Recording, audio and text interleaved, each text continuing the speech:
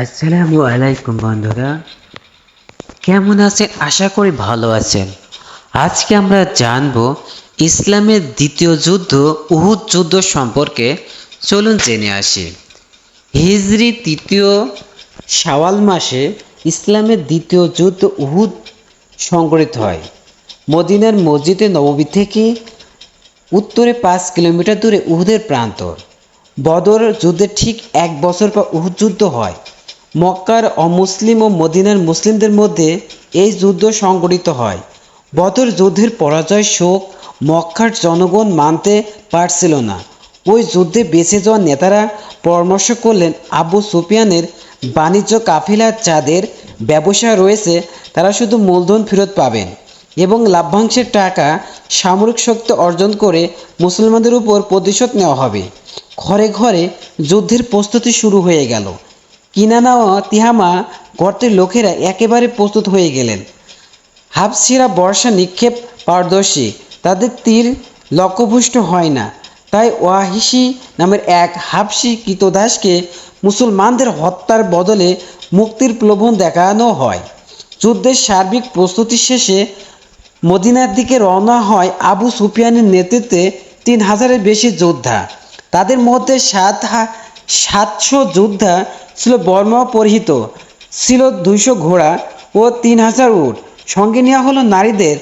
তাদের কাজ ছিল গানে গানে যোদ্ধাদের মনোবল চাঙ্গা রাখা। অপরদিকে মুসলিম বাহিনীর মোট সেনা সংখ্যা ছিল 1,000।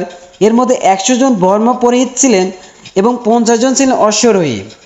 হযরত মুহাম্মদ সাল্লাল্লাহু আলাইহি সাল্লাম মুসলিম বাহিনীকে 3 ভাগে বিভক্ত করেন।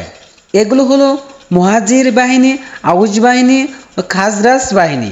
এই 3 বাহিনীর সেনাপতি ছিলেন যথাক্রমে মুসআব ইবনে উমাইর, উসাইদ ইবনে হুজাইর ও হুবাব ইবনে মুনজির। মুসলিম বাহিনী মদিনা থেকে যুদ্ধের জন্য বের হয়। তারা সাওয়াত নামক স্থানে পৌঁছানোর পর যুদ্ধে অস্বীকৃতি জানান আবদুল্লাহ ইবনে উবাই এবং তিনি তার 300 অনুসারী নিয়ে দল ত্যাগ করেন। তখন বাকি 700 সৈনিক নিয়ে মুসলিমরা উহুদের দিকে যাত্রা করেন।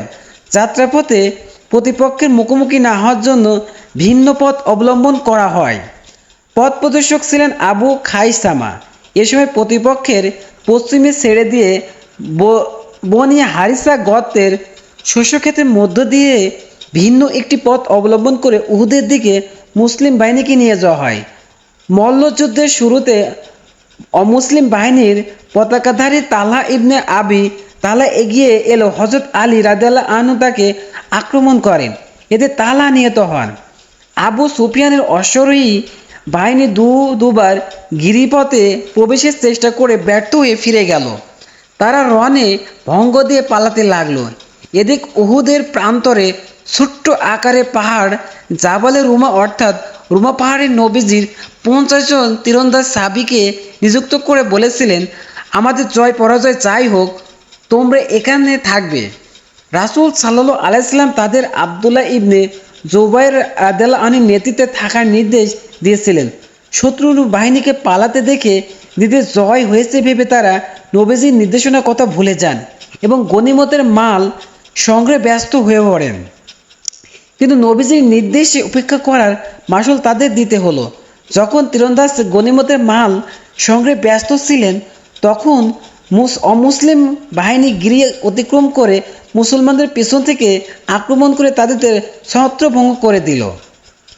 অনাকাঙ্ক্ষিত এই পরিস্থিতিতে মুসলমানরা দিক বিদিক ছুটতে লাগলেন। অমুসলিমের আক্রমণে হযরত মুআজ ইবনে উমাইর রাদিয়াল্লাহু আনহু নবীজির চাচা হযরত হামরা রাদিয়াল্লাহু আনহু শহীদ হন। হযরত মুসআব ইবনে উমাইর এর দেহ অবয়ব নবীজির সঙ্গে সাদৃশ্য ছিল। হযরত মুসআব ইবনে উমাইর রাদিয়াল্লাহু আনহু শহীদ হলে ভুলক্রমে এই সংবাদ ছড়িয়ে পড়ে যে হযরত মুহাম্মদ সাল্লাল্লাহু আলাইহি সাল্লাম নিহত হয়েছেন। কিন্তু পরে দেখা যায় এটা ছিল নিছক গুজব। তবে নবীজি সাল্লাল্লাহু আলাইহি সাল্লাম আহত হয়েছিলেন, কিন্তু হযরত মুহাম্মদ সাল্লাল্লাহু আলাইহি সাল্লামের নির্দেশ অমান্য করার কারণে নিশ্চিত জয় হওয়ার যুদ্ধে মুসলমানরা হেরে যান। এ যুদ্ধে 70 জন সাহাবী শাহাদাত বরণ করেন। তাদের সবাইকে উহুদ প্রান্তরে দাফন করা হয়। উহুদ যুদ্ধে যেসব শিক্ষণীয় বিষয় রয়েছে সে সম্পর্কে আল্লাহ তাআলা সূরা আল ইমরানের 121 নম্বর আয়াত থেকে শুরু করে 160 নম্বর আয়াতের মধ্যে বর্ণনা করেছেন। এর মধ্যে সবচেয়ে বড় শিক্ষা হচ্ছে মুসলমানদের রাসূলুল্লাহ সাল্লাল্লাহু আলাইহি সাল্লামের কথা অমান্য করা, মতভেদ করা এবং ছত্রভঙ্গ হওয়ার মন্দ পরিণাম সম্পর্কে জানিয়ে দেওয়া, যাতে তারা ভবিষ্যতে সতর্ক হয়ে যায় এবং যেসব বিষয় তাদের পরাজয়ের কারণ হতে পারে তা থেকে বিরত থাকা। আসসালামু আলাইকুম বন্ধুরা, ভিডিওটি ভালো লাগলে অবশ্যই শেয়ার করবেন।